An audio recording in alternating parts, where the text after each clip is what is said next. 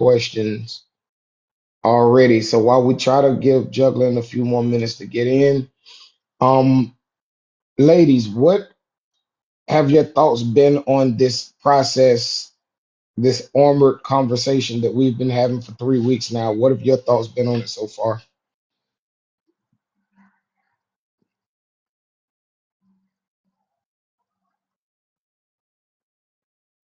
Whoever. Thank you so much, Kenny. Lady Dunn, we'll start with you. Okay, I was trying to find my button. Well, it has been enlightening, I will say. It was a good pause to stop and sometimes we have to stop and just be silent and listen openly and objectively without any preconceived expectations and notions so that we're hearing the person talking. I would say hearing the men talk from your space, from your truth, from your experience, and be able to receive it just like that without inserting that natural defense that we may sometimes have or that expectation that we come up with um, because we feel you should feel a certain way. And it was refreshing to definitely hear and see men talking openly, strongly, honestly, in that safe space. Again, it allowed, I don't know about anybody else, but allowed me to really hear um, the common thread amongst men. And it was good but heartbreaking at the same time because I wondered how much of this really we as women can support you in, um, how much we as women may have affected or how we affected, and while it may not be our job to, and I hate this word, but I'm going to use it to fix, you know, um, we do have to be sensitive to the fact that uh, you all are going through a process of emotion that you were never given the opportunity as young men or boys to even embrace or learn. So now, as grown men, you're working backwards in some ways and dealing with some hiccups and things like that. But it was very enlightening, but I loved it overall. Moose, what are your thoughts so far? Thank you for that, Lady Dunn.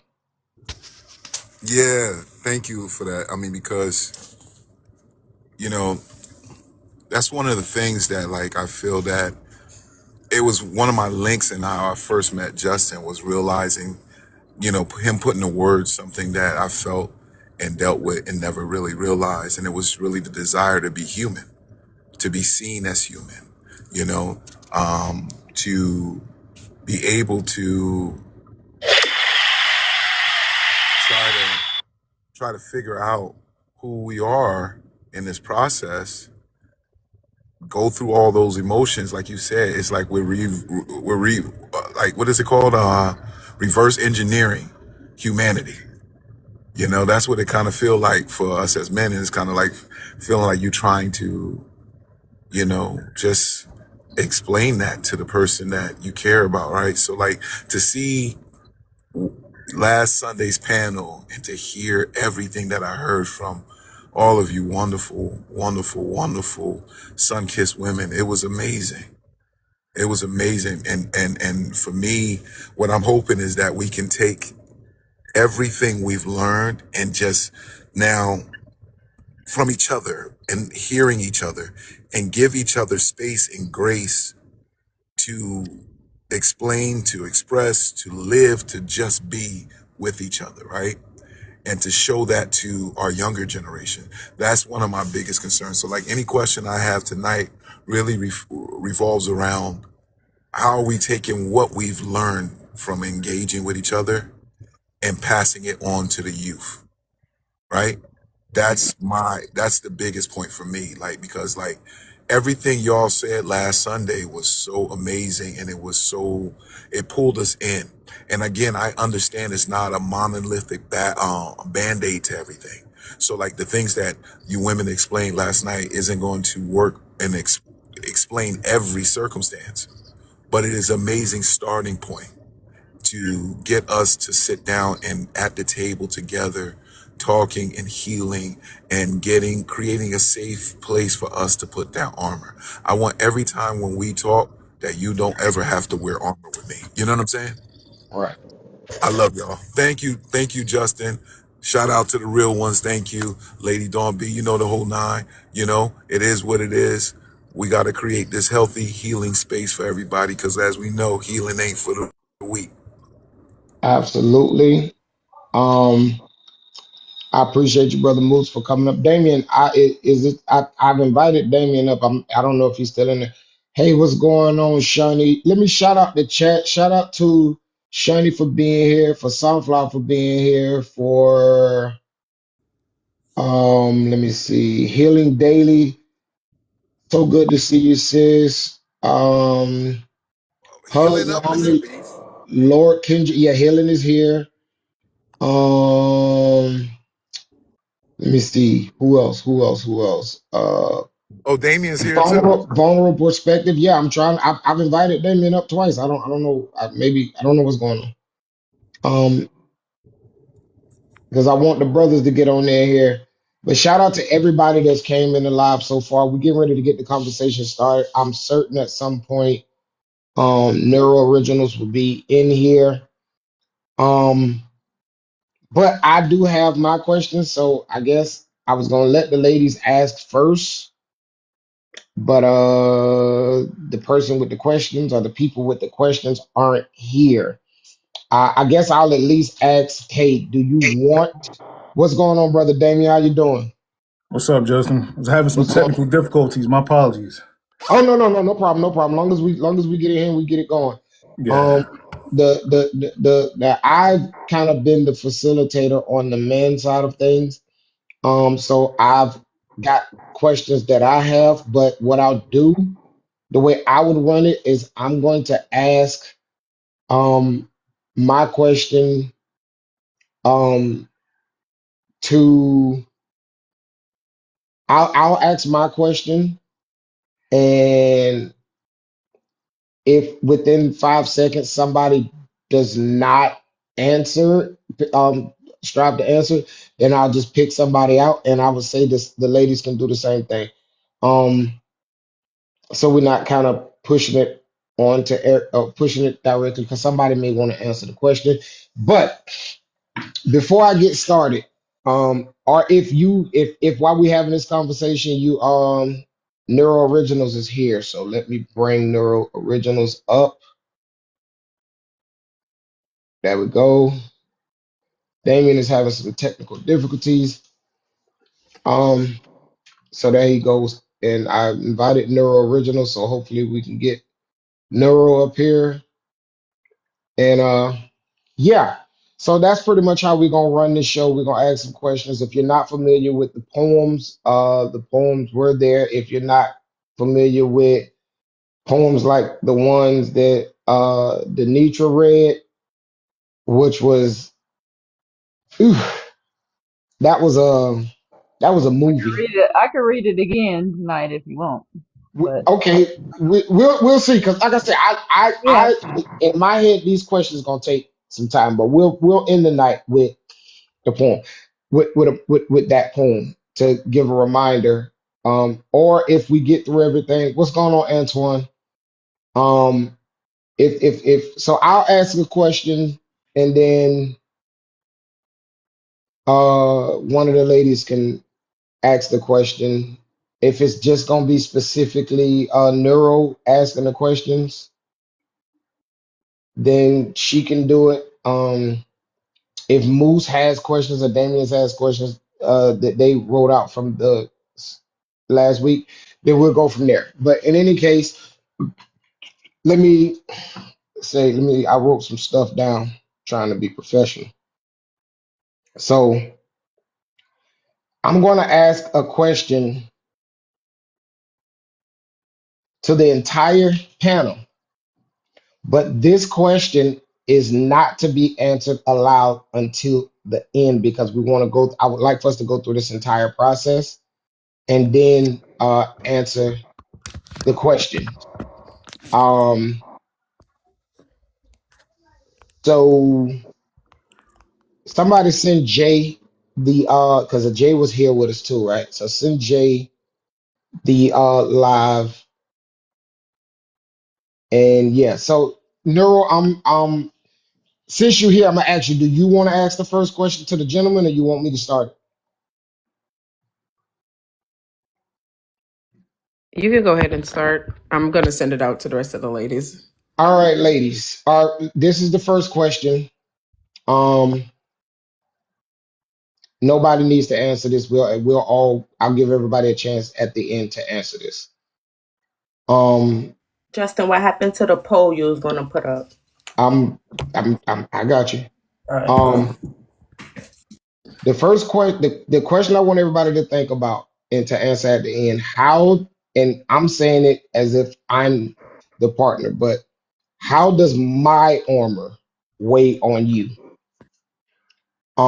I would like for everybody to give an answer to that.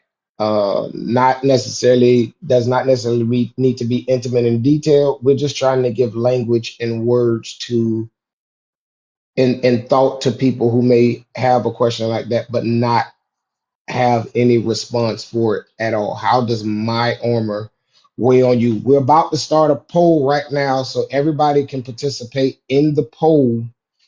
Um,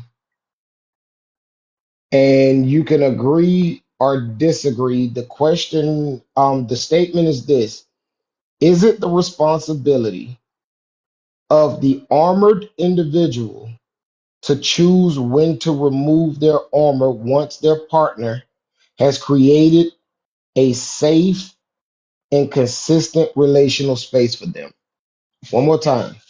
Is it the responsibility of the armored individual to choose when to remove their armor once their partner has created a safe and consistent relational space for them? The smile is yes, the red is yes, the blue is no. So you can hit that. You can vote on it now for the chat. And if anybody in the panel wants to attack that question, I'll give 5 seconds for a response, and then after that, we're gonna move on to the direct questions to the ladies. One, two, three. Nuh-uh. I guess nobody wants to answer that. Okay, question for the ladies. All right, no, Why? my bad. I want to answer. I'm sorry. Okay, go ahead, go ahead.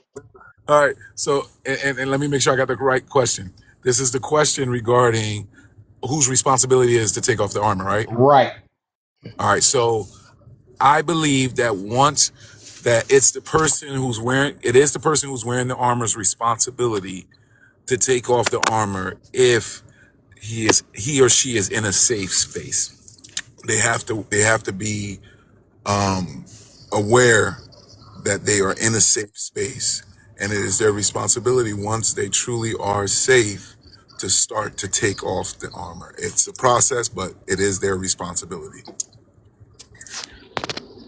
Anybody else want to touch that? I agree with Moose. I do believe it's the person who's wearing the armor responsibility to recognize that they are safe and they could take it off. Because if I'm doing my part to make you feel safe, what is the purpose of you still having that armor on? I want to dig more into that, but Thank you, I Alicia B, for joining.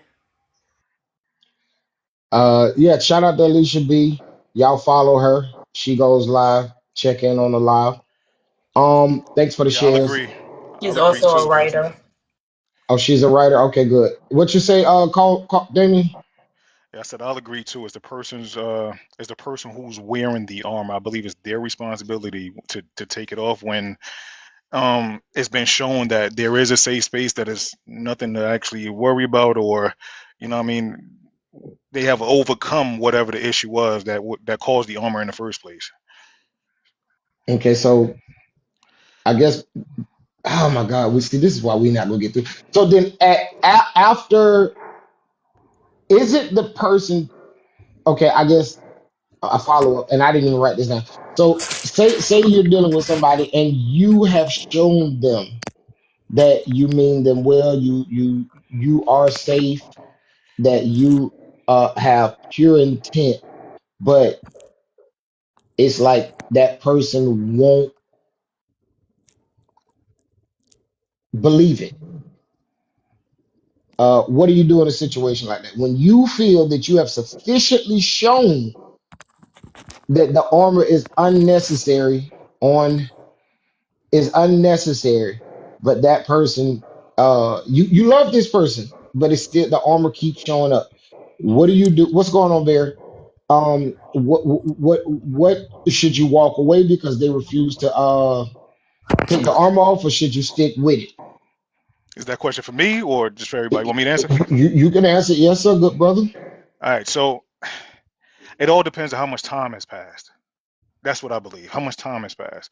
Um, the all the events that I have done to ensure that you can feel safe. That I haven't been displaying any tendencies that may look like whatever you were afraid of. And even when you did become afraid, I gave you reassurance in whatever area that is. So I believe it's all boils down to how long it's been. But here's the thing too, though. If you know a person is guarded, I'm not saying that you have to, accept everything that's being thrown your way. But if you know a person is guarded, and like you said, if you love this person, you might be willing to go a little bit farther for them. You might be willing to stick it out a little longer. And then your job at the end of the day too, if you locking in with somebody, is still just to still protect them, especially if they've been hurt in a vulnerable place, and look out for them in that way. But my thing is though, it all depends on how much time. Now, so let me give you an example on time. If it's been,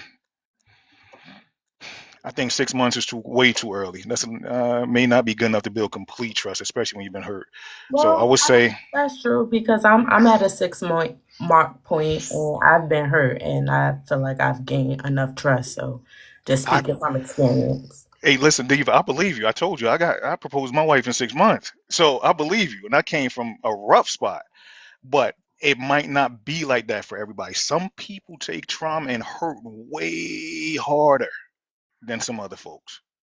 Yep. So it all depends on how the person is as far as strength wise they have inside of them and how long it's been going.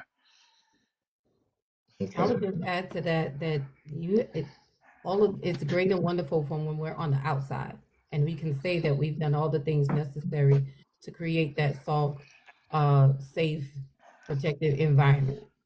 But a person who has existed in an Come on, unsafe Chase. environment, still they have to process. Okay, so we know how to live in our wound, but we have to learn how to walk in our healing.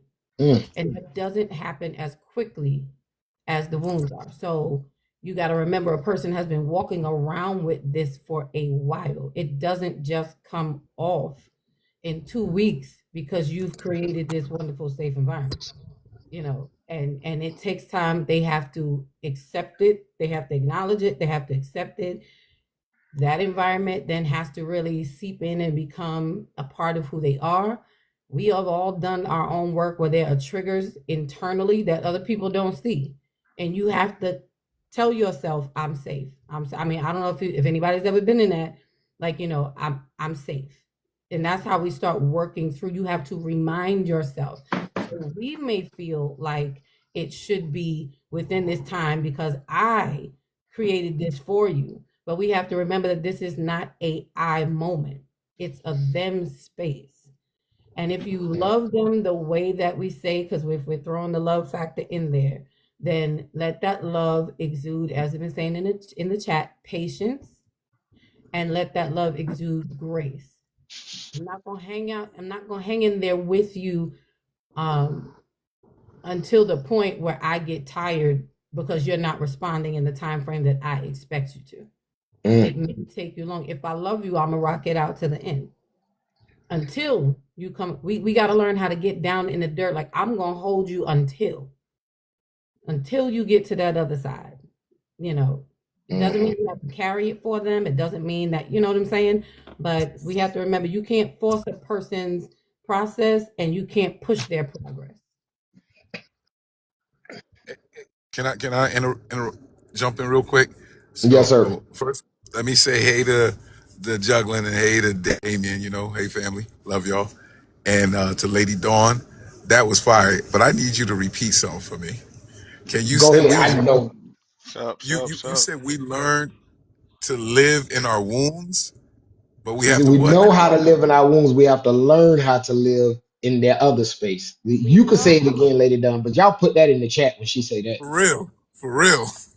we we know how to walk in our wounds. Mm, We have to learn how to live in our healing. good night in the morning.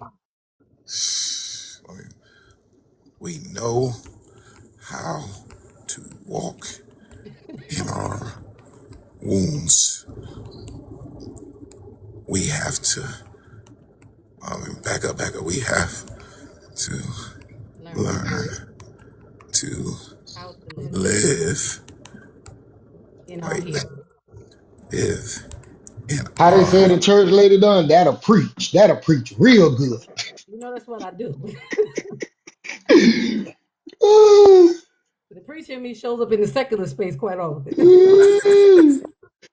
Good night. You had a question for Damien too?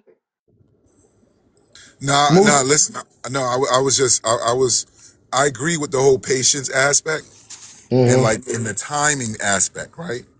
Mm-hmm. Because if it goes on for so long and someone is not, they're not recognizing that they're safe and you've done all that you can, that's i.e. therapy, i.e.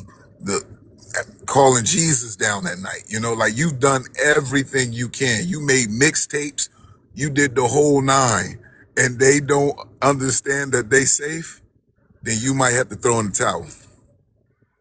Do you have to All throw right. in the towel, or do you have to revisit that and see what makes them feel safe? Are you doing what you think makes them feel safe? Like, have you figured out what is their love language? What what that is? What does safety look like to that person? That's a really good question, you know. So like that to add that into it, if you've done the things that Lily just mentioned, right? And what I'm sure a lot of us will mention throughout this process, if you've done that to create that safe space for that person, minus destroying yourself to do so, then I think, throwing that towel, right? But that's just me. That's not law, people. That's just me. All right. So I'm going to go ahead and get into the questions. My first question is going to be directed at Simply Beautiful. Now, every woman on the panel may have something to say about it, but Are just you serious right now? absolutely, Yeah. I got something for everybody. Oh, Um, during the conversation last week, I heard the ladies all speaking on every question that came up. uh-huh. And one of the subjects that was discussed was what I labeled generational armor. So my question for you is why are women today often why are women today often expected to carry the unresolved pain of the women who came before them? And why is it sometimes considered acceptable for men who did not cause that pain to bear its consequences or responsibility? Okay. First of all, that's two questions, right? Yeah. Sorry. I came to tell him, like, break that down. Yeah, That's a yeah, whole yeah. paragraph. You're doing too much. You're Too doing too much, much. but it is Uh-uh. what it is. All right. The first question is what? Um, Because you said why based off of what? the What you conversation said? y'all had, this Oh, when y'all was okay. having the What conversation, what I just question wrote was stuff. that? This wasn't the question that was asked last week. This is a question that was inspired by your conversation last week. Okay. I would Um, like to know. I would like to know what question was that draw you to this question you want to ask. it was last week. That's why I wrote the question down. It was something that y'all said during Something that I time. said. Something I said. Yeah, Okay. right. Okay. So is the question is why are women today often okay, why do women today often carry the unresolved pain of the women who came before them? And why is it sometimes considered acceptable for men who did not cause that pain to bear its Okay. Let's start with the responsibility? first question. The first question is: we're patient. Women are patient. We're kind. We carry the fruits of the spirit. Let's let that be known. Okay. Women Wisdom. by default carry the fruits of the spirit, is what you're saying. Women. I'm talking women of God. Women that Oh, knows okay. the word. You know. Okay. I only can speak off of my experience or who I am. I only can speak on who I am. You know, I can't Okay. speak for every woman because Okay. you got a lot of women that you have women of God and you have worldly women. Mm, So you know, we think differently. You okay. understand? So as far as answering your question, why do we take that from a man, knowing that because of the baggage he carried, as far as the woman? That's what you're saying? No, no, no. I'm saying I have I've heard what sounds to me like women say things like men do this. Now they may not have actually had that experience with a man, but they take it on as if it's their experience. And I'm saying why is it that why Why do we do take so much? yeah That's what why do you you say. take That's what why you do you ask. take on experiences that you yourself did not actually experience? Okay, so meaning, why did I allow this man to bleed on me if I didn't cut him? No, Why did you allow the stories of other women that's experiences to bleed on you and now you're taking it okay. out on that man? Oh, now I'm taking it out on that man. Well, it comes from the man, right? Right? If you say so.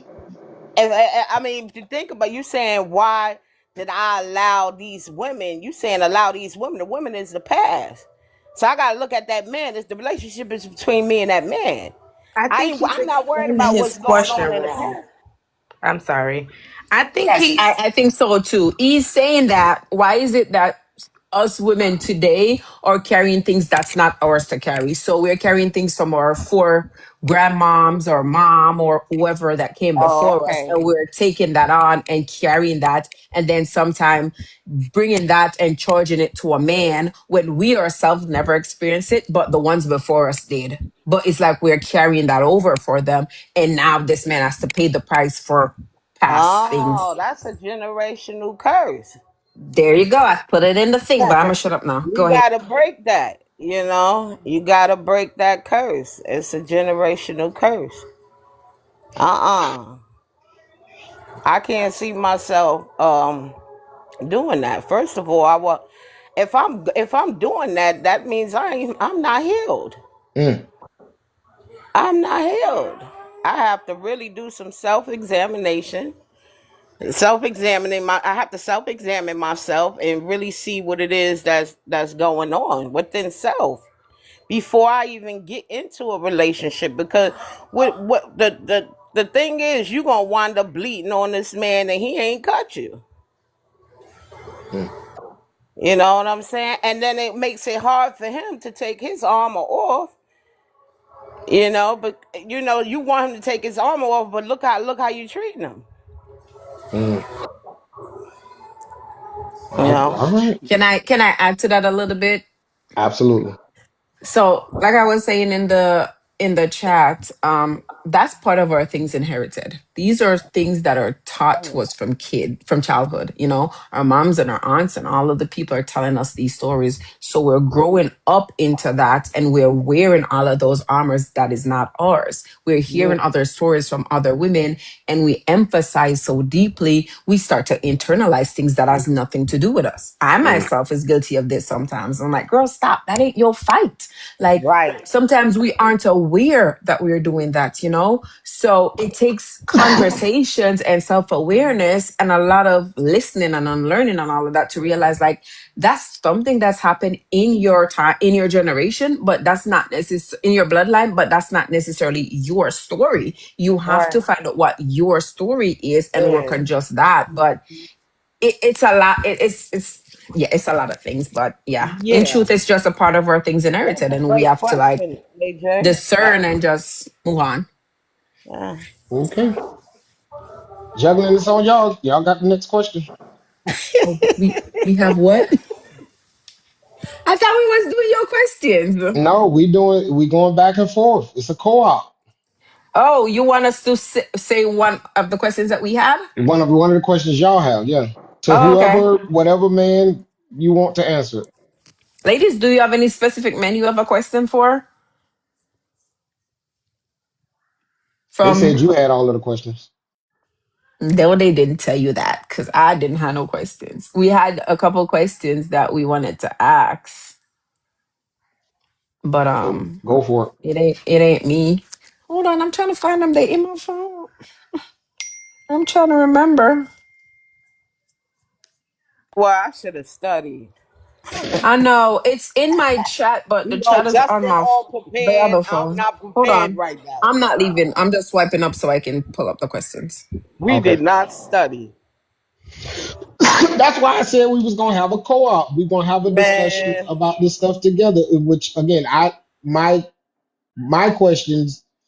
That's why I during the sorry. live we sat quiet and to listen. I don't want to ask the questions yet until Zion is here because I know these are some of these are from her specifically that she wanted us to ask and discuss as a group. I know she said she was running a few minutes late. So if you do you want to just continue from your list of other questions that you sent me? Just till she's here, please. Do Damien and Moose, y'all got any questions? Moose, you got any questions? Or Damien, you have any questions for the ladies? Don't call my name, none of y'all. Don't ask me nothing. I'm kidding. I think I have one. Yes, sir. Now, let me put it like this. There is a thing amongst men and women in relationships where um, they believe. Well, I'm gonna say this. Most women that listen, y'all probably listen. Hey, this is what I'm just telling y'all just straight up. Listen, don't jump on me. Most women believe that men protecting them is a man trying to control them. Why is that? Let me give you an example. If a man says to you, babe, I don't want you hanging out too late with your friends. I don't want you um I don't want you, you know what I mean, going down this. I don't want you driving the car today because the check engine light is on and you say, listen, I'm just running down the street, I'll be fine. Why do most women believe that a man is trying to control them when a man is expressing protection? child, Who's we gonna gotta answer it? repeat that. A lot of Because You you times, are. okay? Because you are. I'm kidding. Simply Beautiful says she wanna answer that. Go Wait a ahead. minute, I'll go what you after said? her. What was it? I said because Why? you are. What was the question again? Again, repeat it. When a man is expressing protection, Uh huh. why do most women feel like it's control? Okay. What do you? What is your form of protection? Protection is me Because. seeing Uh me huh. seeing something ahead of time, me being experienced in a certain level, me already understanding how certain things work. I might be a little bit more versed than you in this section, and I say Okay. something to protect you from what's about to come down the street. And just because you feel like you know better than me, you still do it anyway. Why do Okay. more? Because you don't want to be controlled. Okay. It's not about control. Let's start there. It's not about control, right? Protect. It's not about being protected because guess who? Guess what? God protects us, right? It is about leadership. Are you are you a man that can lead? Is when a woman will feel safe when she finds that man that can lead her. So there will be no argument or a form of control, sort of. So you would say there is no form of control. It's her feeling safe enough to take that armor off because of your leadership. Where are you leading this woman? That's protecting her mind, her body, and her soul. It's not about who's in the street because God protects us from that. So does God send a man as the protection? Yes. Absolutely.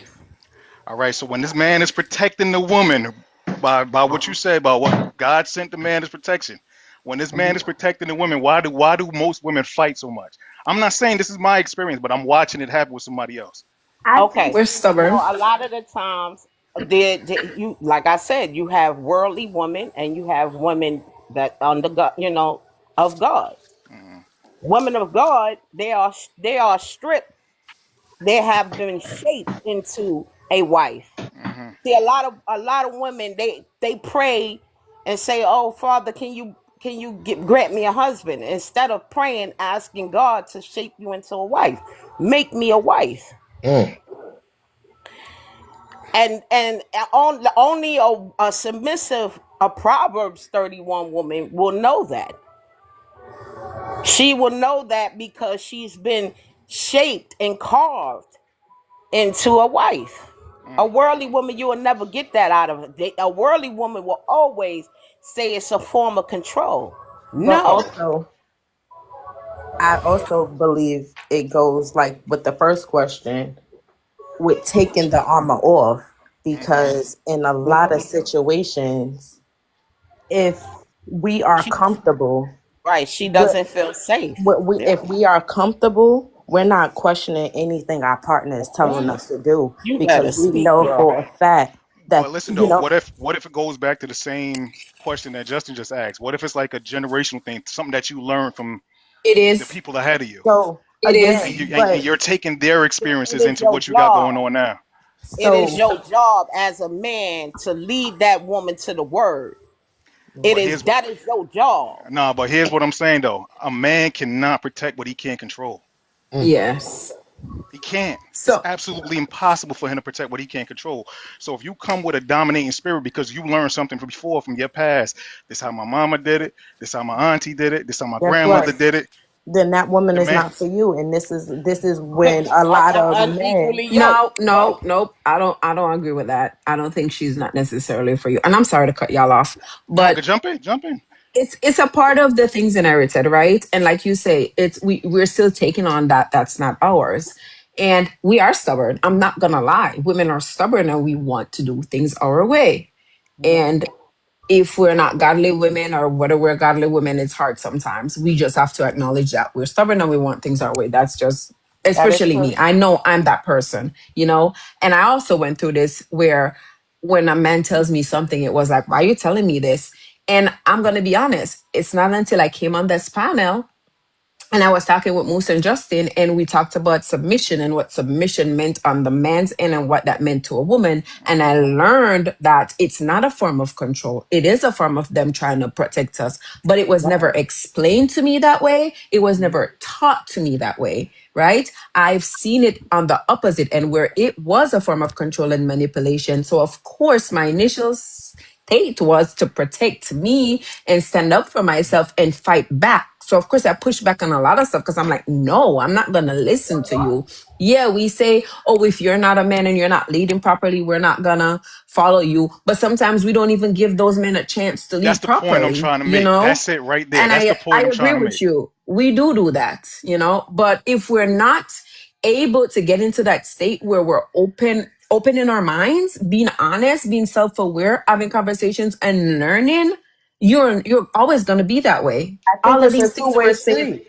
are just excuses. I It really is think a it's a two-way two-way street. street. I feel like even with us females or being as stubborn as y'all say, if the right man is leading, he knows how to navigate through that stubbornness and break down those walls without even trying.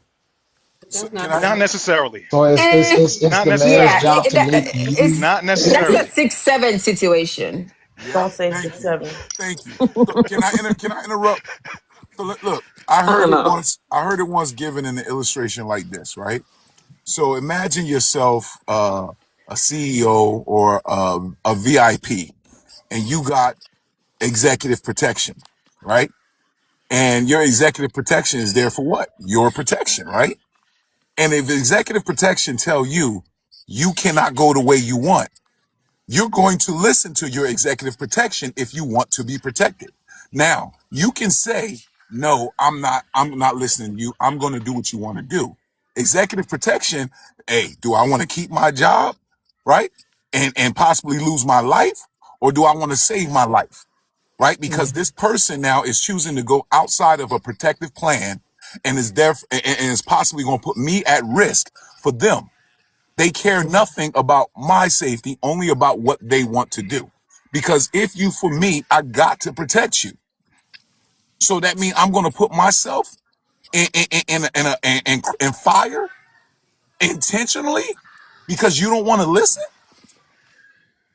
That's wild. Yeah. Hey Moose, I love the passion behind that one because this is exactly how I feel. You have all the protection here. You don't need anything else. I have a lot of experience in a lot. So, like between my wife and I, right? Yeah, I spoke to her last week. You see how spiritual my wife is with a lot of things, right? Mm-hmm. That may not be where I'm gifted at. So here's my thing. I tell my wife, you protect us from the things I can't see. I'll protect us from the things that we can see. Listen to Absolutely. me, and I'm gonna listen to you. Absolutely. That's it. And that works out Yes. perfect for us. Perfect. Absolutely. Yes. And And and let me say something to the concept of control. Control is a trigger thing for women. Oh my God. Control means structure for men. It's a trigger Mm. thing for women because you're thinking like I'm telling you, no, you can't walk that way. But I see the hole. I see the potential hole that you're gonna fall in. You're thinking, oh, you're trying to control me. In your mind, yes, I'm controlling in the aspect of I don't want us to go into a spot that is going to be more heavier for me to dig us out of. But you want to go Perfect where you want to analogy. go. That's Perfect wild. analogy. Perfect. Before we go any further, let me say this real quick. When we are talking, it sounds like generalizations. Let me It be is. very specific. We are talking about guys who love, cherish, and want to protect the woman in their lives. We are not talking about n- humans who were born with genitalia that you can't even say that nowadays. We talking about men. eh, We ain't talking about human males. So if you've been with a guy that don't do this, we ain't talking about him. He's up. Get rid of him. thank you for Facts. that. Not he's Because I her. was I was about to say the same thing. Like, we are not talking about all of everybody.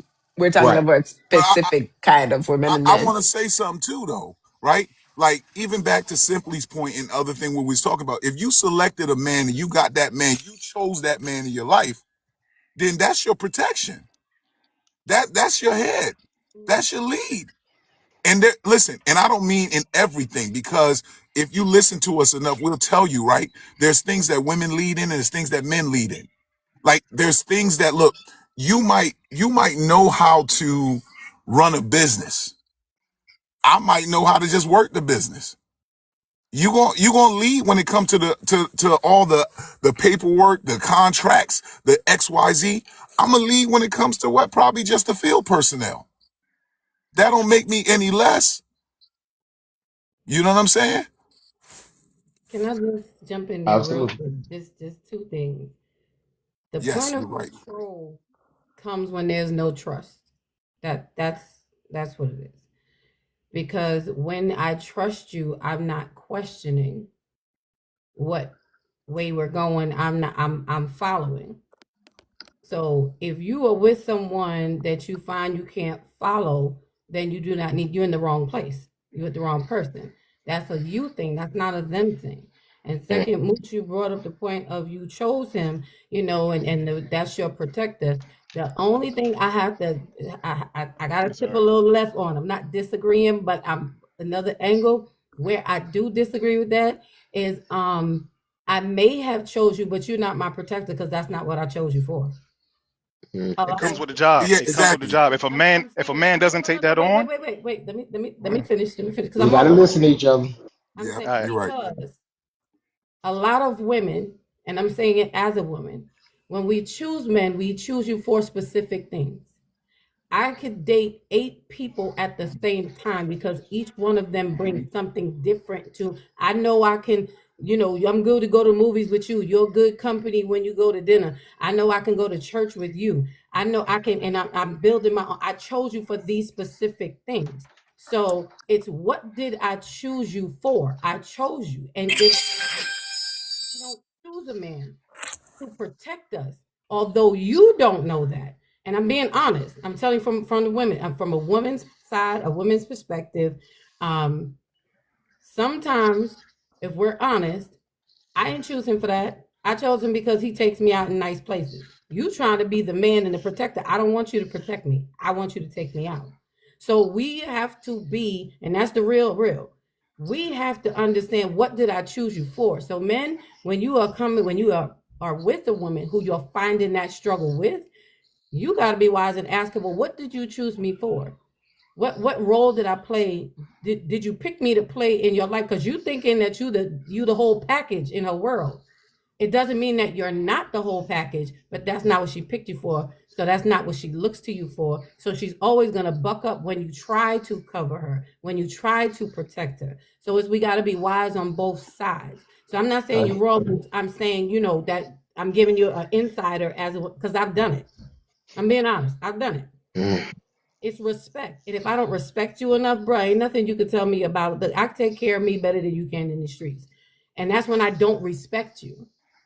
But when I trust you and I respect you, I will follow and I will listen to what you're saying. It will not come out as a point of control. It will come to me. I will hear it in love because you want me to be good and safe. So it's not necessarily the man's thing. I'm just saying, women, we have to be honest about what you are picking or choosing a man for and let him show up in that space. And men, be mindful of what a woman is choosing you for.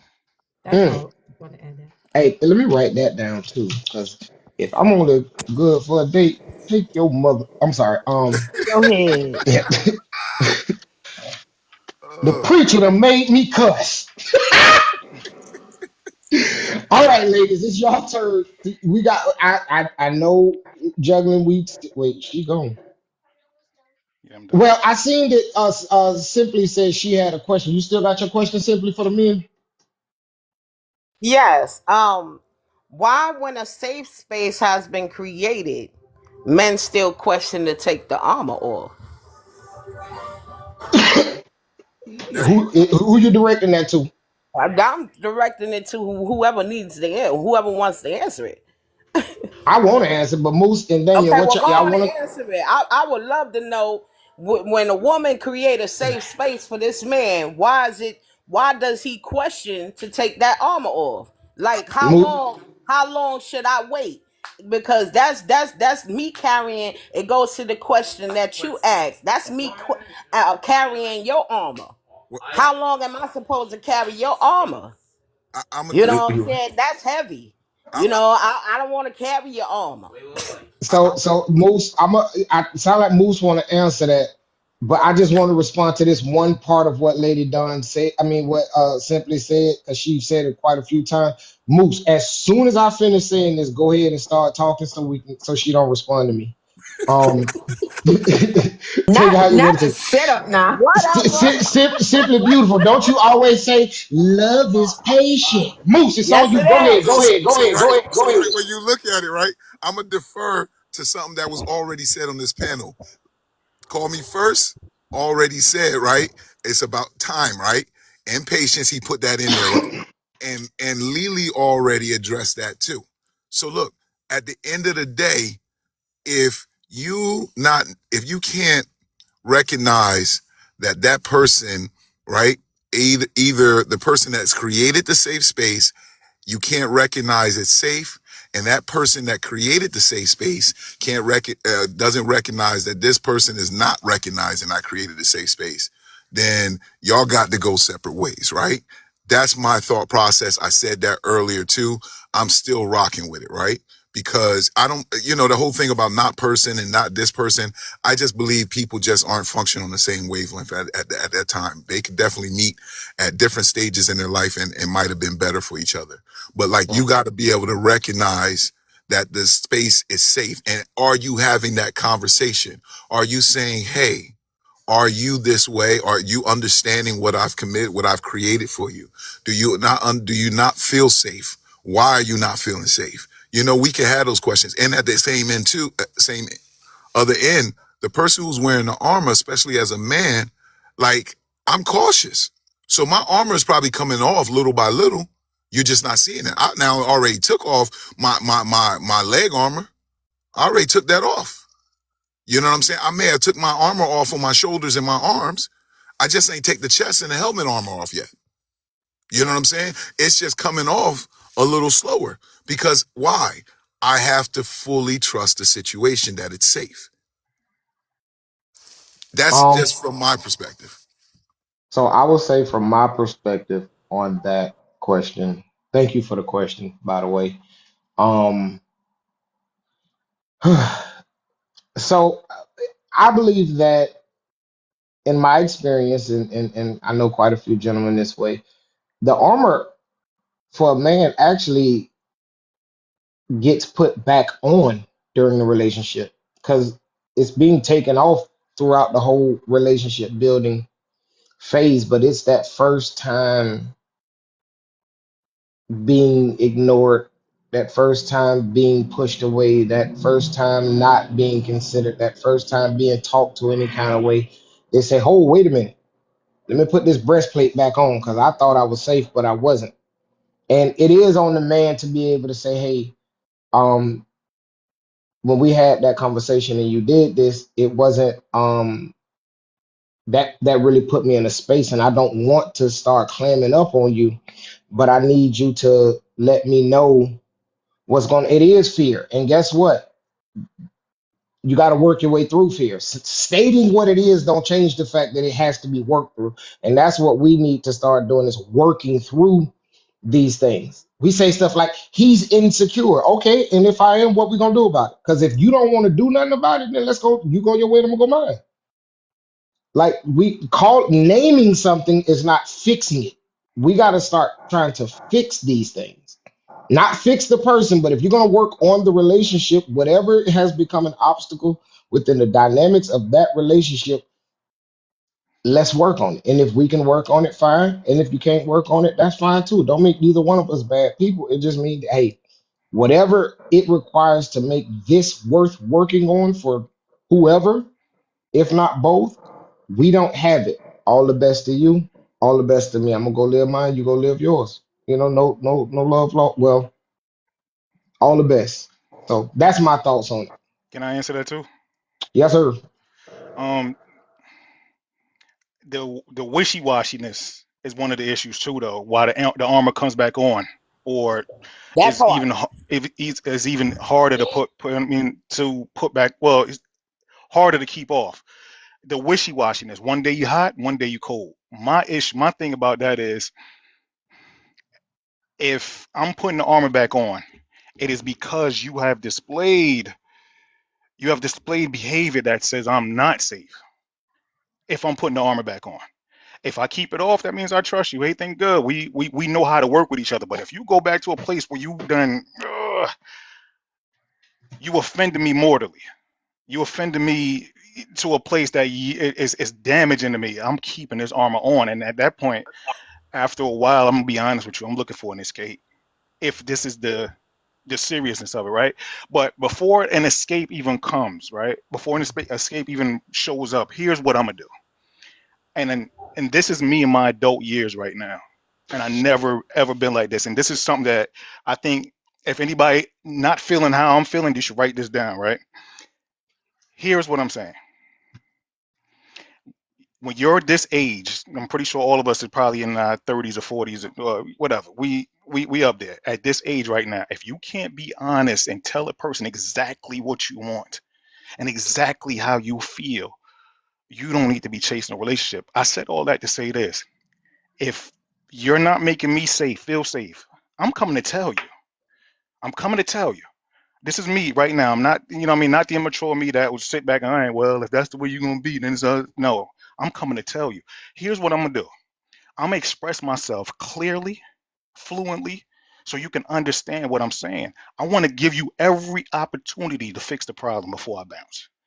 I'm going to give you every single opportunity to fix this problem because this is how much I care about what we got going on. I'm going to give you this opportunity to fix this stuff. If you choose not to fix it, then you telling me exactly where we stand at. But me right now, with my full understanding of what maturity is, still learning though. I won't even say full understanding, but understanding where I'm at right now, I'm gonna give you telling you, I'm not even in my own life. I'm not one of these people that walk around mad and you don't know why.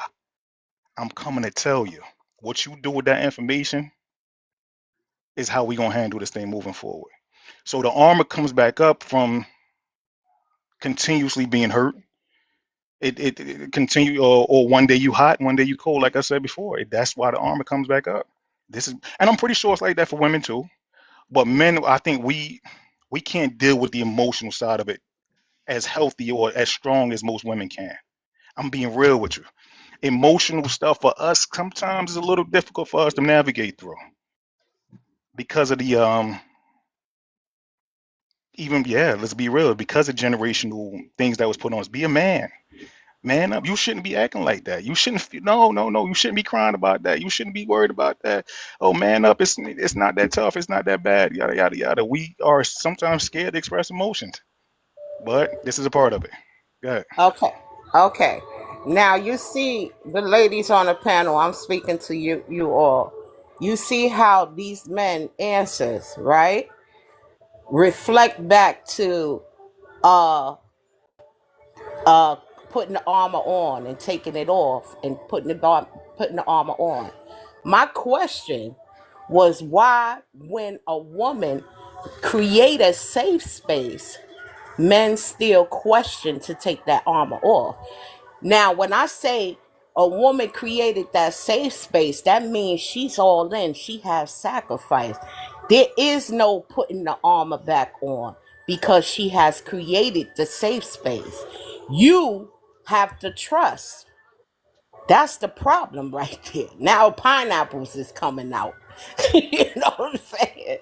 Yeah, you Digress, have to. sister, digress. Let the Yes, pineapples roll. y'all deflecting. Y'all going on with the armor on, with the armor off. No, I said we are creating the safe space, meaning you have nothing to fear. I disagree. I disagree that we didn't answer the question. I think we answered the question. Hi, And Zaya. hey, Zion, I think we answered the question. Like, and again, like I told you, like, call me first, and Lily gave illustrations. Like, again, Lily's illustration goes directly to your question too. She said, "Am I creating the safe space properly? Do I know what's safe? Do I know what's safe for that woman? Because I may be thinking I'm creating that safe space, right? But it may not be safe for her, right? So Lily's question, Lily's answer goes directly to that. And then using "call me first" as response, right? In the process of the back and forth, or the reactivating certain things again in the relationship, I'm like, oh snap, I thought my arms were safe, but they ain't. So I'm putting them greaves back on, right? And that's the whole thing what he was illustrating. He wasn't saying that he wasn't answering your question. He's saying, yeah, it seemed like it seems safe. For you, you created what you believe is safety I for ate me. her. You created what you believe is safety for me. Okay. But then you're still doing unsafe things for me in that what you believe is safety for me. Mhm. Okay, that to me that leans on to I'm gonna read what I read last week, right? Unspoken expectations can not only frustrate your partner, but it can also become frustrating to self. I simply say that because if we're unable to communicate, then what's the point? If there's no expectations being spoken on, then we can't create a relationship that both parties are desiring. How will we ever grow and develop this relationship in a healthy way?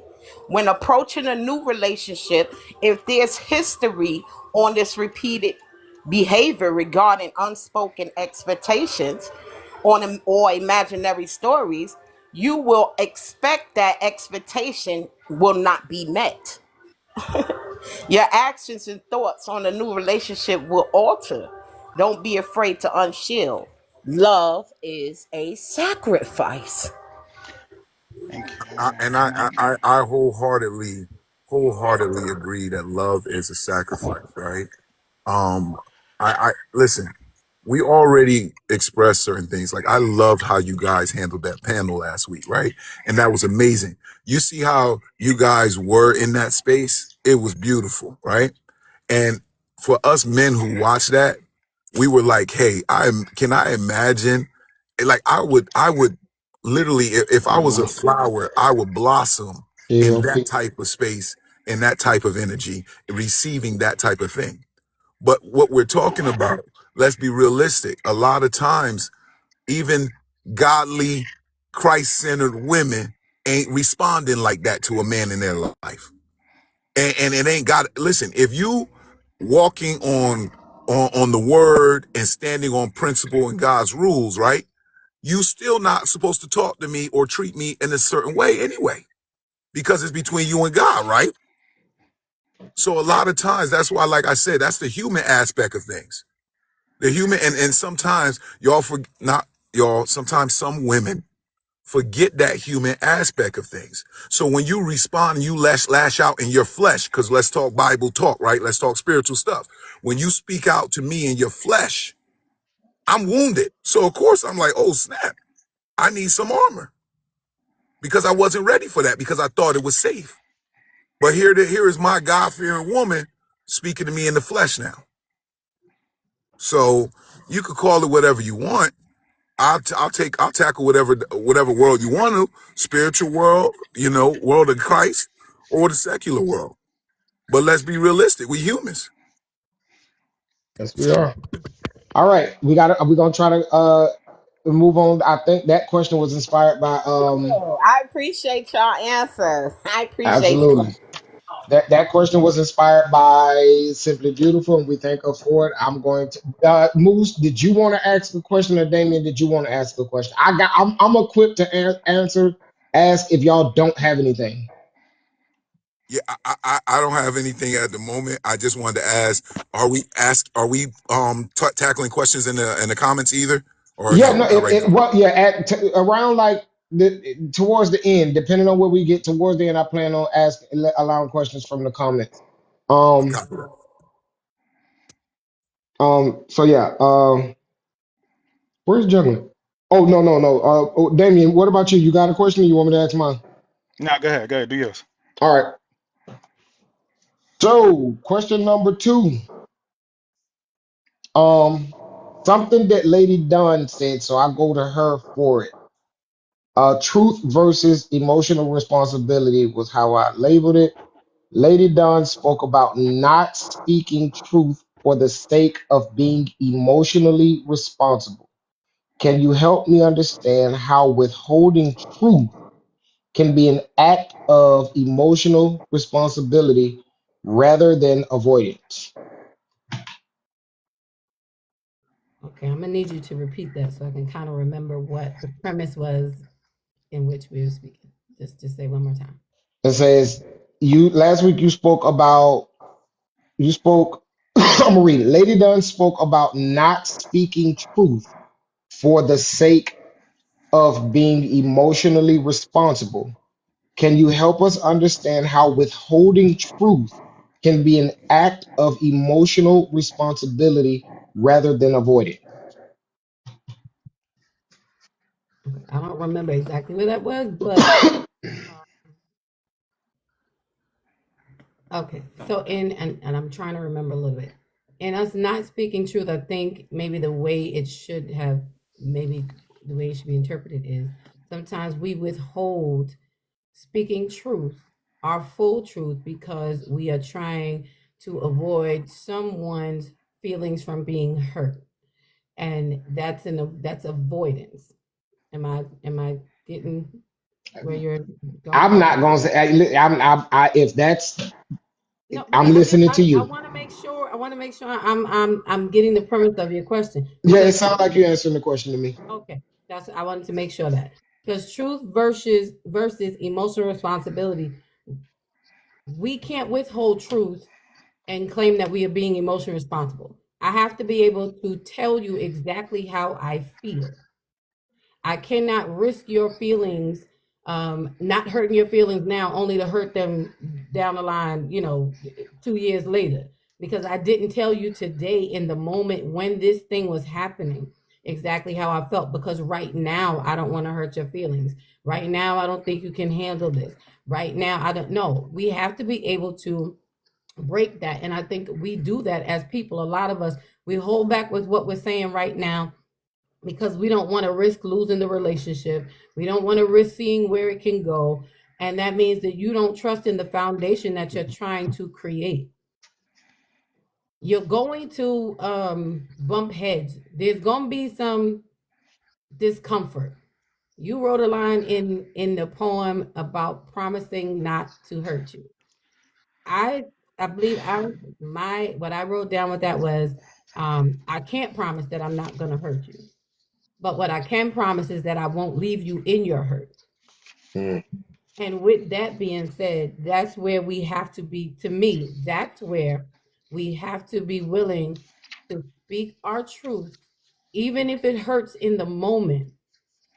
But I'd rather build our foundation on honesty than build it on something where I'm not being emotionally responsible for you and how I'm making you feel. Because then I'm making you feel like you're doing the greatest thing. I'm making you feel like everything is great, knowing that I have issues. So I'm just delaying and I'm making the hurt bigger down the line. Because then 6 months from now, you're going to be like, well, why didn't you tell me that then? mm, And then that creates a bigger pool of distrust because now you question it. Well, what else, you know, have you been holding back from me? What else are you not really feeling? What else don't you really like? Instead of addressing it in the beginning. So we have to speak our truth, even if it hurts. We have to be willing to have the hard conversations because that's a part of us being emotionally responsible. When we don't speak the truth, we are being emotionally responsible and causing more damage. mm. So I hope that frames the statement. Anybody else want to speak on that? Can you ask the question again? Because I missed it. But I That's agree that. with what You my pay sister said. attention. Who Anybody else want to speak on that? The he a boys pay better baby attention. daddy? I would. I would like to. But Lily, go ahead. You wanted to. I'll go after you. No, my Zion. I didn't hear the question, and I asked Bitter Bob to repeat it, and he didn't. Okay. Go ahead, Zion. Um, so I think, in my opinion, I think both things are important. Truth or honesty, transparency, whatever you want to call it, it is one of the foundations of a relationship, right? But in the same token, how it is said, how that message is being delivered is just as important. So um, consider your partner's emotional capacity, consider their bandwidth, consider their mental health state, consider their trauma history, right? Their stability. When you withhold the truth, it does put a dent in that attachment that you guys have. Okay.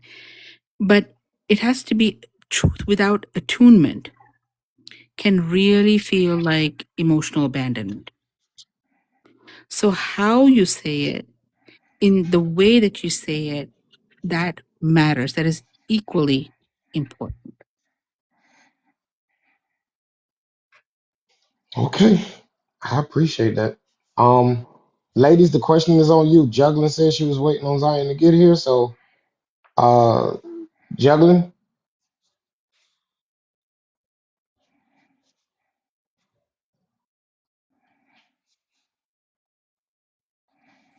Zion, you Yes, I'm had a here. I'm question? here. Oh, okay. Oh no, yeah. I mean, either way. Hi, Zion. Hi, how are you? I'm good. I was telling the guys I was waiting for you to come before asking of the questions that we had written down. Mm. Is there any one in particular you want me to ask first? No, no. Go ahead. You said no? No, no, go ahead. Yeah. Okay, so I'm gonna pick. Shh, guys, be quiet. So the question is, how do cultural or religious expectation shape the way you show up as a partner? And that's to everyone, not anybody in particular. Men. Can I Musa, answer? Damien, y'all want to go first? Go ahead. All right. So when you asked that question, one statement came to mind, something that I heard a long time ago, and I bring this dude up a lot. His name is Jason Black. He got a program on YouTube, right? I heard him say this, that bad advice is still bad advice, even if it's coming from well-meaning people. Yeah, hear that? Bad advice is still bad advice, even if it's coming from well-meaning people. Meaning that people may love you, but may not understand the situation you're in. So, based on the question Juggling just asked, is you got to be able to discern certain things and move in accordance to how you understand it. So, what I'm saying, the influence of someone else could manipulate how you move on that situation that Juggling was just talking about. So that's my whole thing. Bad advice is still bad advice, even if it's coming from well-meaning people. Did I answer the Um, question? that's up to Yes, Zion. And yes. I um, I, I was thinking more. I'm sorry, was somebody else wanting to speak? no, no, no, I was going Go ahead, Justin. just to confirm the question. Um, how do how does cultural and religious influence impact how men show up in relationships? Yeah, so pretty much what I was saying was that the influence from the cultural situation and religious situation may not exactly fit your relationship. And don't get me wrong, I'm not saying the spiritual connection part, religious part, religious and religion and spiritual connection. I think most people say those are different. So what I'm saying is the influence that it may have may not necessarily be what you need for your particular relationship. That's what I was saying. I got you. That Zion, was that the did I restate the question properly? No, no. That yeah, you did, but I understood the question differently. Hmm. How I would answer that is cultural or religious, whatever the background is. Nobody comes into a relationship as a blank slate, right? We all come with our experiences, our hurt, our successes. All of those things come with us. Culture plays a huge role because it dictates the frequency, how fluent cultural influence is in the relationship. That's how questions are being answered in that particular relationship. So it could be like, for example, like who leads, okay? Emotional labor versus financial labor, the caregiving responsibilities, right? Expectations around obedience or sacrifices, right? Things like that. A lot of the times there are individualistic societies versus collective societies. The family interference is very different based on which type of family, which type of culture, I should say, you come from. So that makes a difference. A lot of times, if you come from a culture where it's a collective society and marriages don't take place like how they do in the West, is it about romance, right? Or is it about duty? Is it about companionship? Is it about a family honor? So a lot of things like how do they define loyalty? All of this is really cultural influence shapes this, right? What does it mean to be a good husband, good wife? So culture plays a huge role in this. So before you get married or go into a committed relationship, it is important to know how a culture has shaped your to be partner or your partner. I agree. Um, Gentlemen, do y'all have any? But I guess I was gonna say I was gonna. It don't even matter because I want to get through another question. Um, do anybody on the panel have any question for the other side? Well, we all on Yes, the I same have side one because for we're you, fighting. Justin. We're fighting for the same thing. We're fighting to not continue to be toxic. Our goal here is I to have one for ask you. questions. Go for it. What has your armor cost you?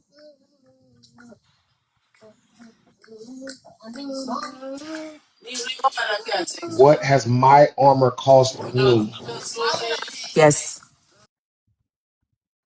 For a lot of years in my life, I will say that my armor cost me a lot of sleep, a lot of discomfort, um,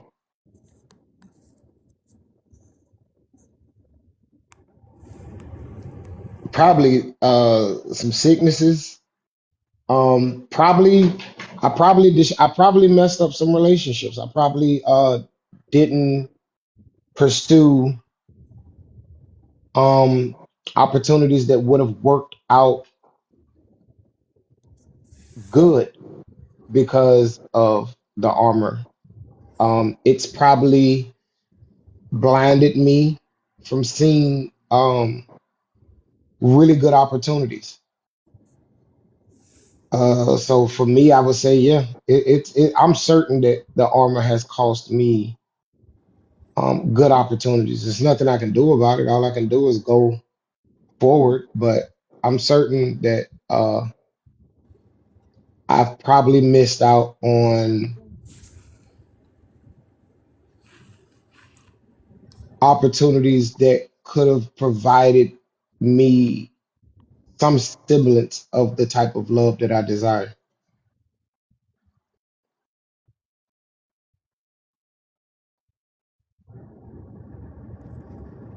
That's all I got.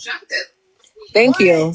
And I ask that because I feel like sometimes the armor protects, but it can also hurt. So that's where Definitely, that question yeah, came from. definitely. Um,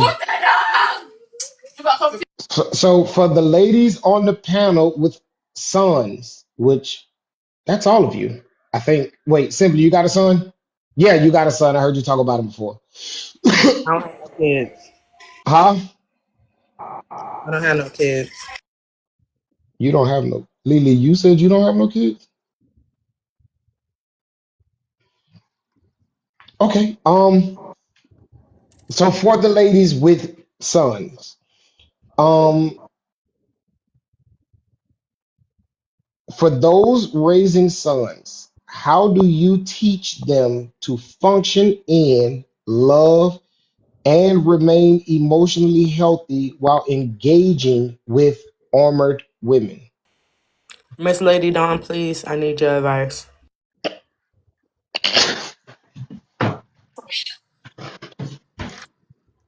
I haven't Oh my experienced it yet. My baby's 16, so we ain't get there yet. So Miss Lady Dawn or Miss Zion, I don't know, but come on, Miss Lady Dawn. Oh, all right. Well, I guess there you have it. Well, yeah, my son will be 24, so I've been in this for a second. Um,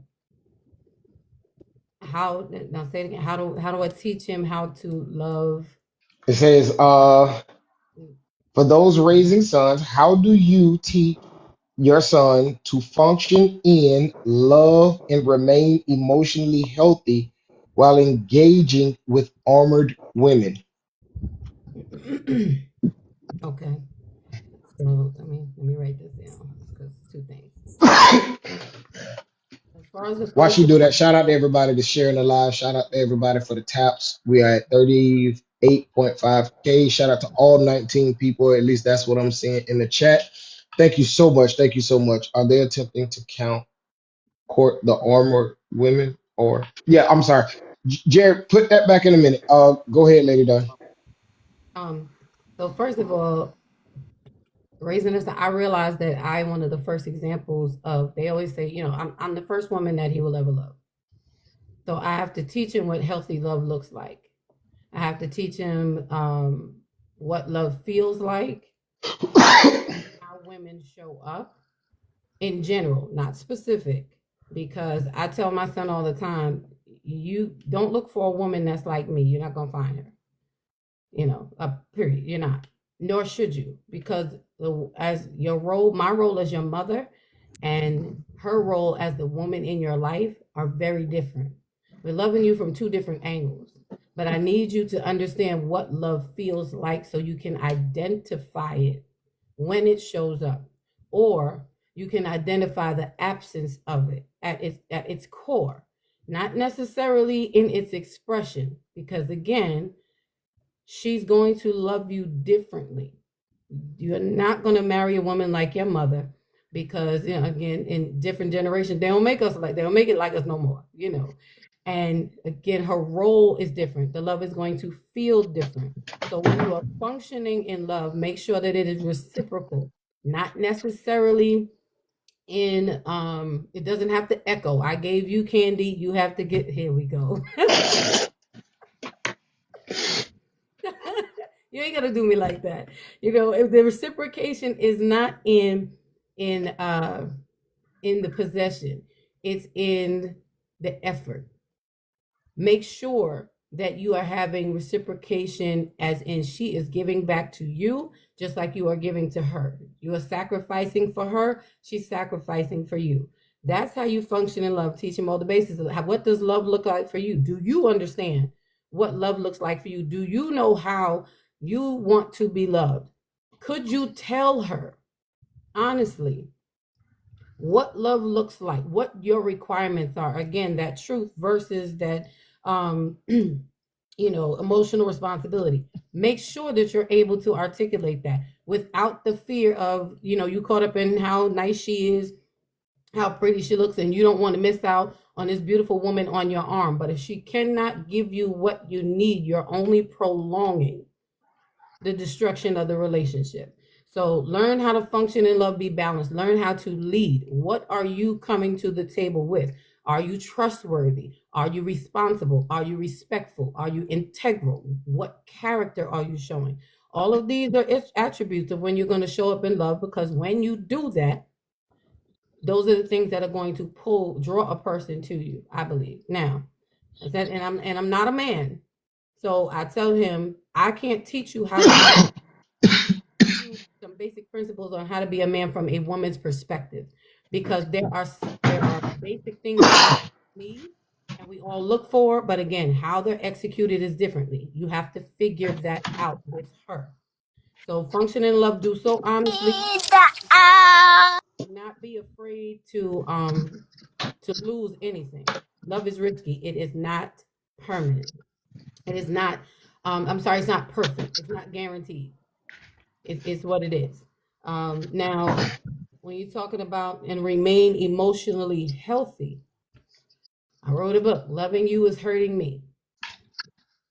Tell me, you have to guard your emotions. You have to be responsible. Make sure that you are stable in your emotions. That's not her responsibility. Now, when you get stable in your emotions, you don't let anyone come in and take away from that. Someone wants to come and add to it, that's fine. And make sure they're adding something that's going to cause you to grow. That's going to push you to where you need to be, almost like they are part of the missing piece. Right? When it starts weighing on you, when you start finding it starts affecting your health, your mental, your spirit, then you have to start detachment, because that means that it is destroying you. You are risking your heart, your love, your feelings, your emotions for someone who does not have the capacity to manage you or to give back. So, you have to maintain. You are responsible for your emotional well, governing your emotions, expressing them, And I allow him. I've said this before on different on our panel. Um, I don't tell my son not to cry. I don't tell him don't cry. I never did. Um, I tell him go ahead and cry. I encourage him to cry. I let him know it's safe to cry since he was little. But what we're not gonna do, we ain't gonna cry for 6 hours. There's a point, but I need you to understand what those emotions feel like so that when you do get in a woman's life, you're not showing up hard and not being able to give her something soft that she's expecting or waiting for her to give that to you. Tap into your emotions, recognize what they are. Let's walk through them. And I say he's 24. We still do it. So I hope that helped to answer the question. Absolutely. I think it's important for not necessarily this panel, but people everywhere who will watch this to hear that that is something that should be intentionally done. I have a follow-up question, but I want to ask Zion to tell us what Answer that. the benefit of doing what Lady Dunn just expressed could be for a young man.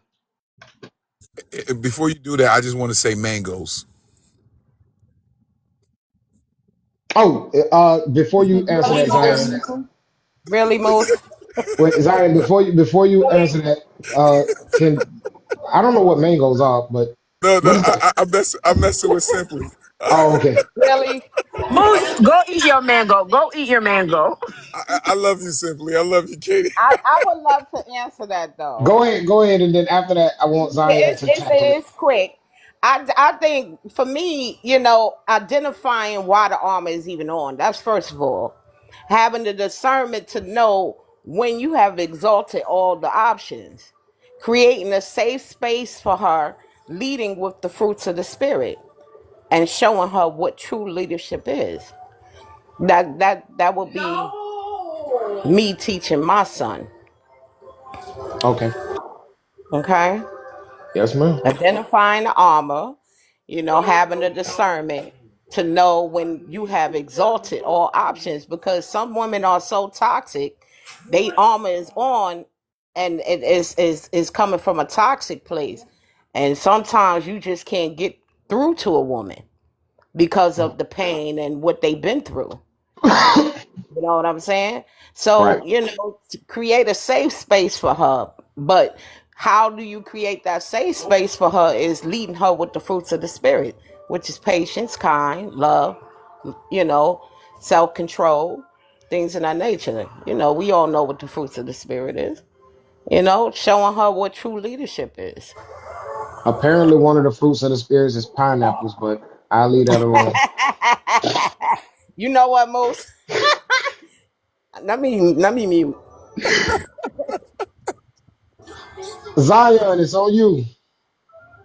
So I was making a few notes as everyone was speaking. Um, if, with your permission, I would like to start off with what I tell my son: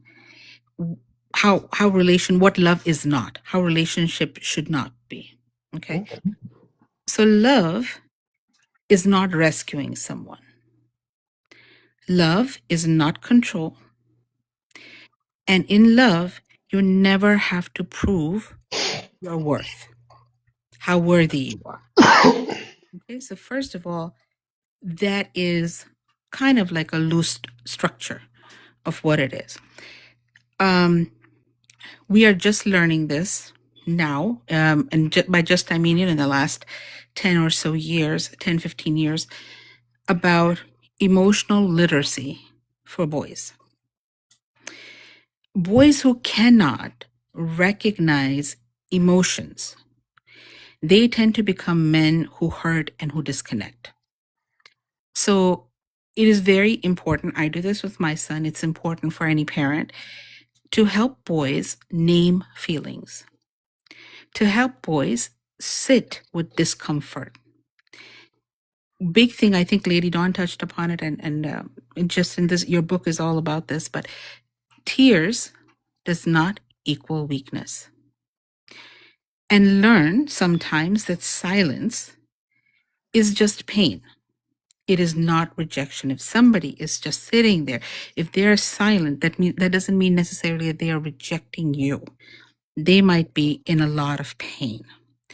The other thing is empathy without making him into a savior. This is very needed because men, they have this pressure on them to fix everything, to get in there. So men want to, as soon as they see the damsel in distress, they want to jump in there, fix things for her, make sure she's okay. That is what we are going to teach him, how to have empathy, but not become the savior. So if first of all, let me start off by saying this is not just for romantic relationships, it's also with friendships, any relationships that you have. This is what, as a young man growing up, learn to read these, right? Everybody comes with experiences, so their armor or her armor is their story, right? Their pain, if you're in a romantic relationship, their pain does not necessarily mean that you have failed. It's not your failure. That armor, that pain was there before. Okay. Very important, this next one. Your job as men is to be compassionate, not rescuers. Not rescuers. I say this all the time in my sessions as well. It is not the man's responsibility to fix a broken woman, nor is it a woman's responsibility to fix a broken man. Okay? Be safe, be a steady emotional partner. Okay? We don't want repair projects. That's not what this is about. Third, very, very important things, and this will come with children as they grow, as the frontal lobe develops. They don't have it quite yet. It solidifies around 25, 26. So we have to teach them regulation over reactivity. Regulation over reactivity. That means that when a person, or if you're in a relationship, when a woman comes with an armor, what do they look like? They might be guarded, right? It might take time for them to trust you. And when they do, they're going to test that trust, right? They're going to struggle with receiving love, receiving compliments. These things are needed. So regulation creates safety, and safety softens the armor little by little by little. Healthy boundaries are very, very important. Loving someone who's armored up or who has their walls up does not mean tolerating emotional harm to you. So compassion plus boundaries, both of them can exist together. Okay? I love you never means I lose myself. Now, this is both. If there are any young men or young ladies listening to this, please remember, I love you does not mean I lose myself. Okay? They're allowed to have their needs just like you are allowed to have yours. And they deserve reciprocation and not emotional starvation. Emotional starvation is something that men sometimes do without knowing that they're doing it. Okay? So boundaries create this mutual relationship and nobody's a martyr. Okay? Secure attachment, secure attachment, secure attachment, secure attachment behavior. Oh my gosh. Okay. Reassurance. Give the woman reassurance. Don't beg them. You're not there to beg them. Give them reassurance. Offer safety without the pressure. Okay. Communicate clearly. Communicate clearly. And stay present even when emotions are uncomfortable, even when conversations are uncomfortable. Okay? Because that creates a secure attachment. A secure partner is always going to say, I'm here. You don't have to rush through this. I'm here. Whenever you are ready, I'm here. I'm going to meet you where you are. That is a steady, That is a healthy relationship, and that is also healing for the partner that's coming up with their armor. So these are some of the things, and other than just teaching the boys. Hopefully, every mom and dad is doing this just to teach them respect for women and patience, and to have this curiosity instead of judgment, and have humility, or humility instead of having pride or entitlement.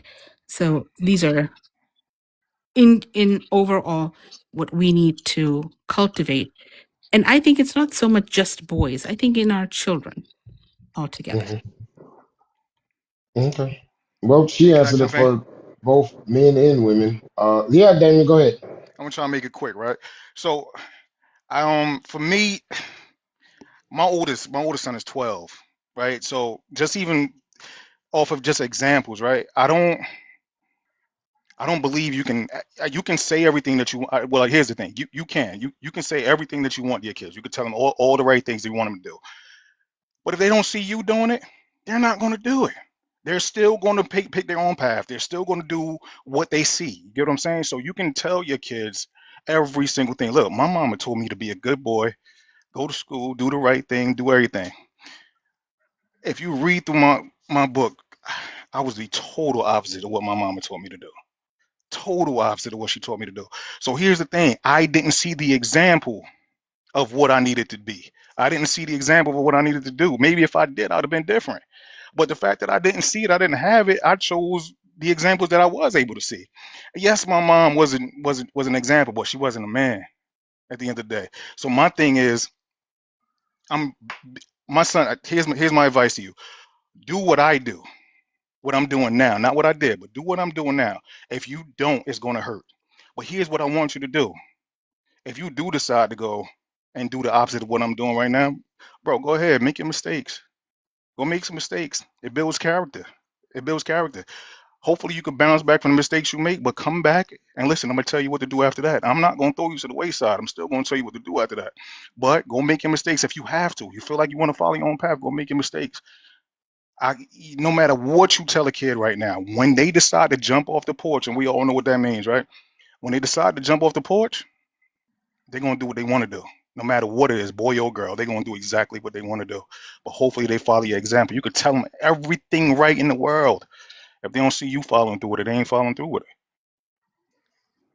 Um, I guess my response to that would be I think it's equally important to say it and be an example because whether you give an example or say it or not, the I feel like social media and social media can influence the children who sit in front of the laptop all day, or they could be influenced through social media secondhand by their friends that they go to school with and everything.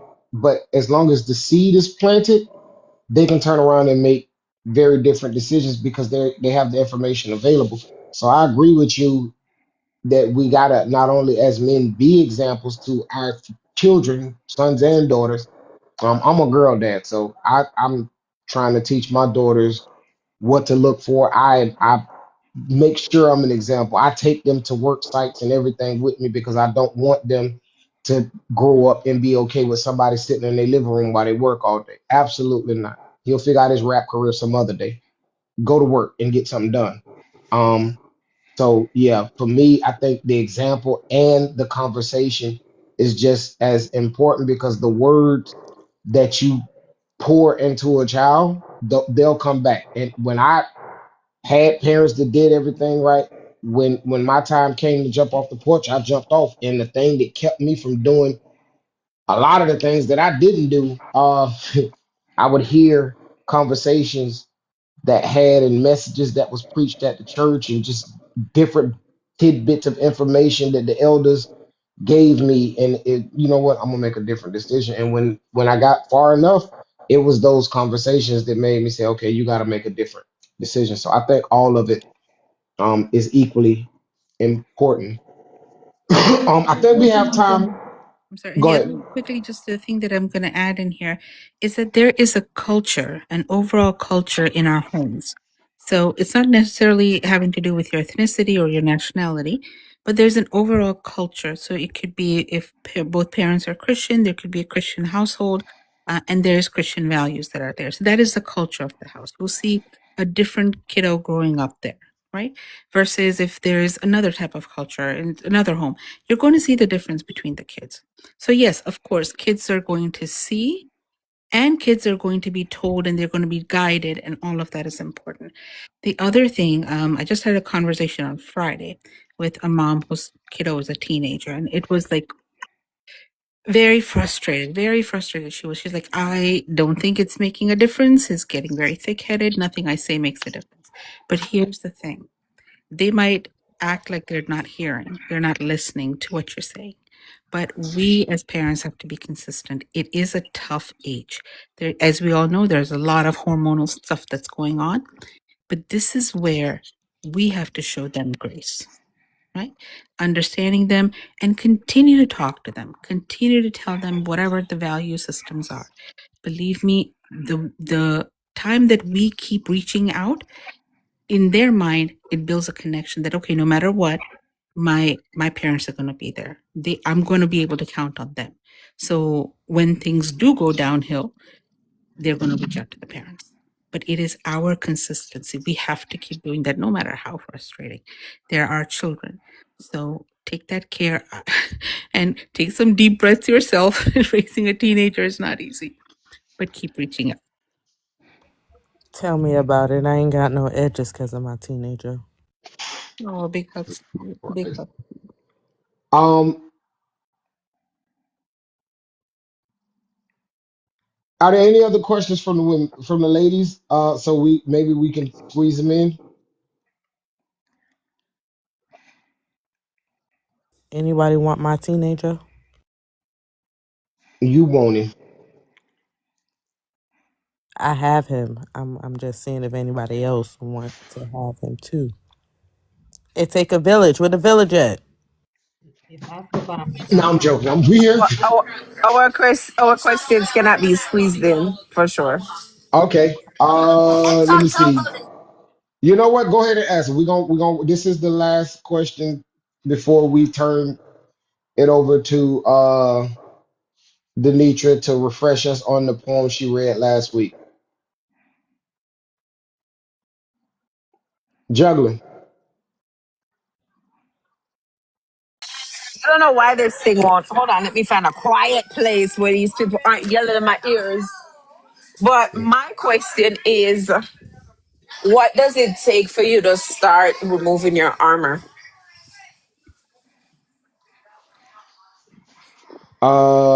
Call me first. Moose, I'll give it to y'all first. Um, I guess I could speak from my experience. It takes seeing, it's seeing the direction, seeing the motions, the how the person moves, looking at it in a different light to start pulling the armor off. You got, for me, it was like looking at this person to say, what are you doing consistently enough for me to say, let me pull this armor off? And there's so many things that I could name in here that happens for me to be able to pull my armor off, for me to build that trust and just be okay with understanding this. My biggest thing was to understand that this person, whatever is going on in here, this person wants my best interest, which is, my wife, she wants my best interest.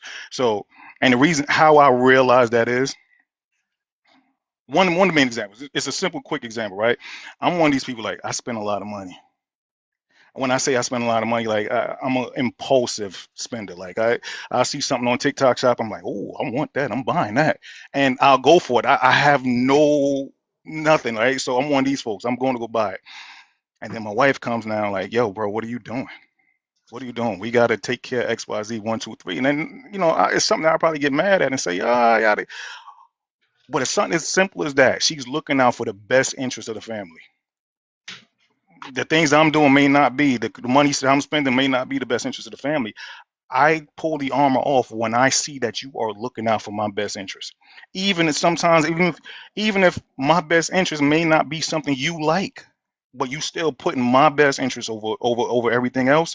You're putting the interest of the family over everything else. That's my main thing, the interest of the family over everything else. So pulling that armor off of me is you showing consistency in pushing towards the greater good, whatever that may be. And that's my answer to it. Brother Moose. Hey, brother spoke on so many things. I mean, the biggest thing is like seeing that consistently it's not changing. Like you're not changing up that safe space, right? Where you're not going back into your armor either, right? So it's hard. So whoever has that most, I guess that give, you know, if she has that give and can constantly like show, hey, I'm here, like Zion said, that secure attachment style, right? I think I'll recognize that, hey, it's safe for me to keep this armor off, right? Not constantly be putting it back on and going back and forth. Because normally you come in the house, you want to take it off. I just be honest with you, men don't want to wear a armor at home with you. We don't. Absolutely not. We don't. So, you know, I mean, that's it. Mm. Yeah, for me, I think it's making an attempt to reciprocate the energy. And I think it's being open to my flawedness as a human being. Um, Now certain things is decisions. I'm when I ain't I'm not talking about like just messing over a woman and treating her like crap. I'm saying I'm doing everything I know how to make sure that I'm showing up with love. So when I do make a mistake, let it be a mistake. Like don't impugn my entire character or be ready to throw away the entire relationship because I made a legit mistake. And just showing showing that the armor is not necessary. With you, uh, I do know as a man, anytime we step out the house, I'm going out armor because if I gotta protect Bay, I gotta protect Bay, and I'm one of them. So I may need you to protect me from my armor because if somebody say the wrong thing or do the wrong thing, I'm going to make a scene. That's just where I'm at. So yeah, I think that as long as I can feel safe and confident, and I know that if I do something or I'm lacking somewhere, that's going to be a conversation between me and her. I'm good. I just need to, I think I need to know that this confidence I'm placing is not misplaced. So that's what I would say about it. And I don't know how many more questions y'all got, juggling. Like five. All right. I think I had three. Um, so fear has a place in the world. It makes us focus, pay attention, and beware. I agree with that. So it looks like we still got a lot of questions to go through. Which those of us on the inner circle kind of anticipated this happening. So we'll be back next week, but we want to close it out with a example of what Denitra read last week. She spoke it was heavy talk, and that wasn't the only this wasn't the only poem that was read. Now what you can do, the entire conversation for both the men and the women. Hey, pure enlightenment. The entire conversation for both the men and the women is available. Just hit my inbox and I'll tell you where to find it at. It's a very easy place to find it. All of you probably experienced the place before, but I ain't trying to get caught off in that. Um, what else before we close it out? Yeah, if you haven't checked out the newest piece that I put out, ambiguity is out. The teaser and the that full video is out. If you look at the description there, I put, just like I have in my book, I have the 5 questions for it. So if you don't mind going and checking them out, maybe you can respond to one, maybe you can respond to them all, maybe you can not respond at all. It's totally up to you. But that stuff is available. I want to appreciate everybody that has brought us almost to 60K taps. For the gifts that you gave the panel. I don't know who will be able to make it back next week, but we will be back next week to have to further this conversation and be able to see where we go. And at this time, I am going to let Denitra do her most passionate piece. Hey y'all. Hope y'all can hear me okay. I do want to share that piece, but I also wanted to share the letter. I was kind of reading and thinking about the letter that I wrote to the boys. Now, mind you, the people that don't know, my boys are only 3 years old. So, as I'm kind of going through my processes and my, I guess, healing, um, I wrote all of my kids letters to kind of show them where I am right now and like where my thought process is and kind of how I want to continue what I've learned so far and kind of give them that reassurance. But anyway, just from my perspective. So just to be So this clear, you're gonna read both of them. mhm. Okay, good. That we getting a Yeah. double treat tonight. So this one is a letter to my twin kings. Okay. A letter from your mama with all the love in the world. To my sweet baby boys, two heartbeats that once danced beneath mine. You came into this world together, a divine kind of magic written into the stars long before I knew your name. I watch your lashes flutter in sleep, your little hands reaching for comfort in the dark, and I think about the men you'll become. Listen, my love, the world is right now is heavy. My world right now is heavy, and will and it will not always be fair. It might hand you burdens you didn't ask to carry, label you before you spoken your truth. It might try to mold your hearts into something smaller, colder, less soft, but I pray you resist that. Stay soft even when the world tells you to harden. Stay kind even when life is cruel. And most of all, love women, not just in romance, but in reverence. Cherish the women around you, the ones who raise you, who walk beside you, who build and bloom even when the soil is dry. My sun shines. I need you to know something, and it's hard for me to write. Your father, the man who gave you his blood, has not been given you his best example, not yet. He struggles with his own storms, ones I pray won't rain on you. But even when people fail you, especially men you look up to, I hope you rise higher. I hope you choose better.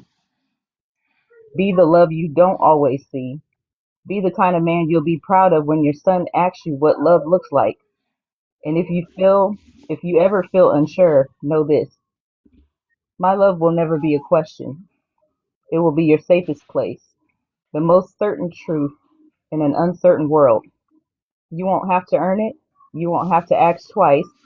It will always be yours, loud, bold, black, and infinite. So grow, my boys. Laugh, fall, try again, and always, always lead with love. And I promise you this, I will do my best to teach you what love is, and maybe one day you'll be blessed with an example of what that looks like. Forever and always, your loving mother. So that was just, something I had wrote.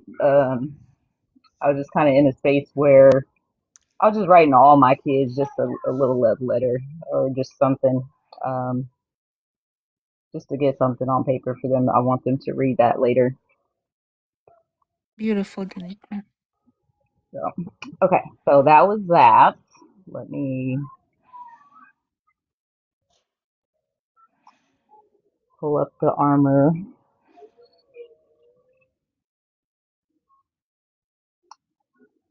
Okay, so this one is the armor we wear and worn. I'm gonna try to get through this one, but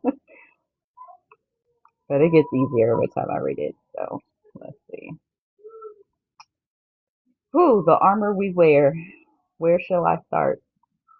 The armor I and other women wear to prepare us for the war we have against ourselves and the world.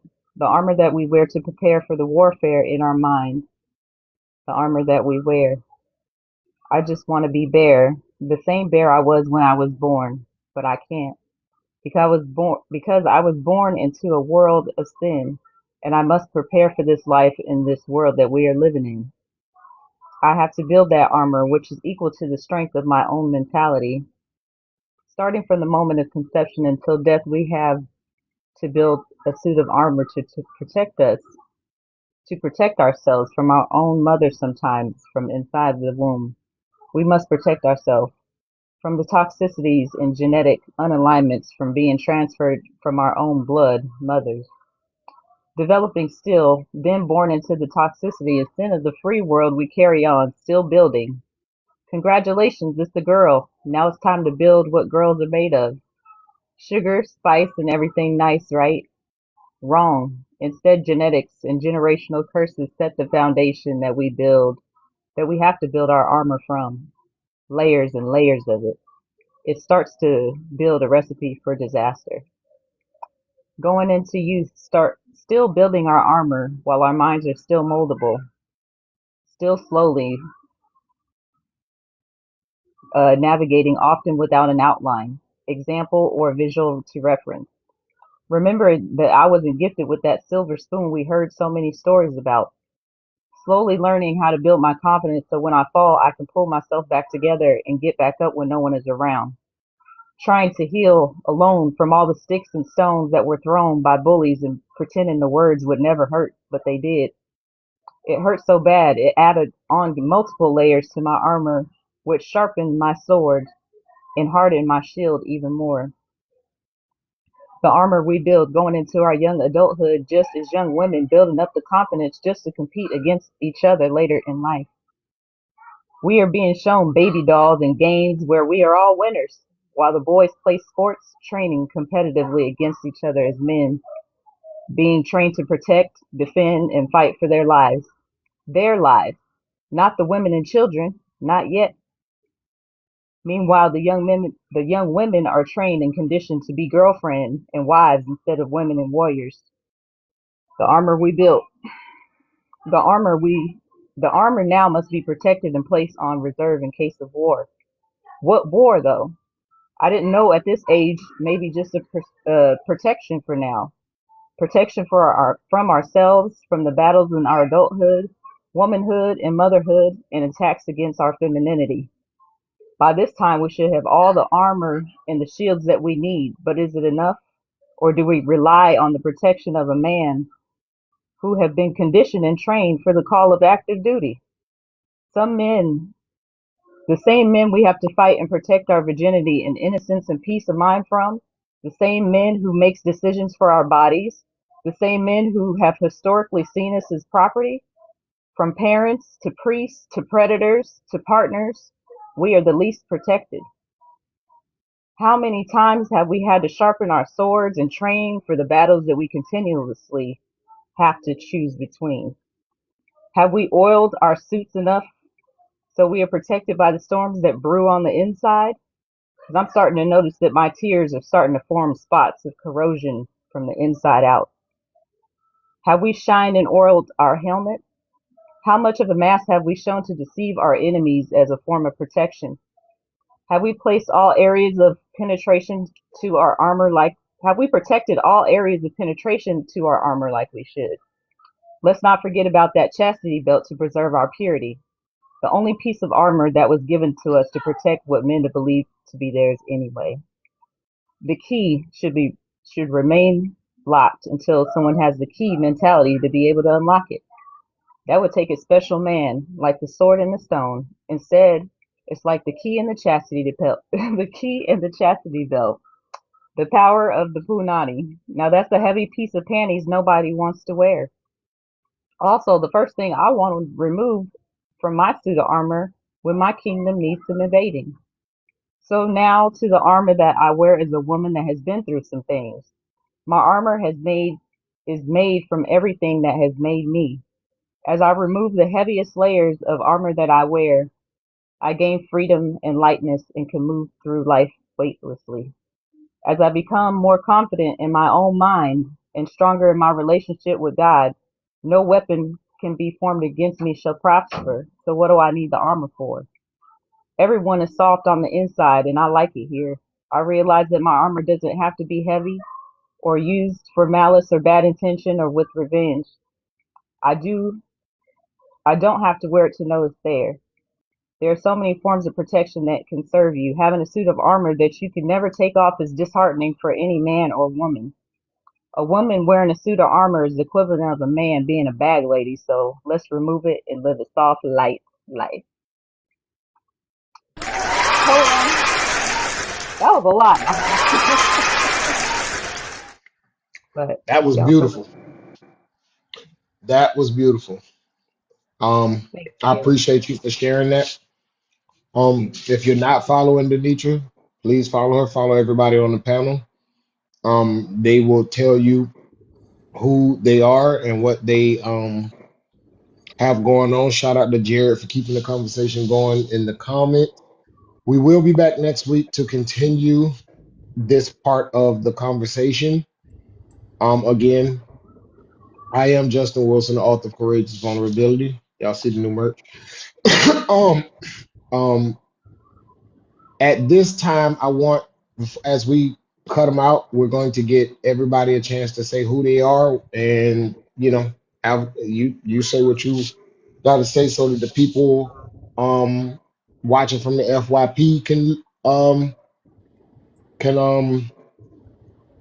follow you, and then we'll close it out. So you up, Denitra? Who are you? Wait, bro. I'm I got a Denise. question. Oh, What? Sorry, It's a real quick. question. Go ahead. Do you mind if I can drop and call me first up and Yah Glory, so that way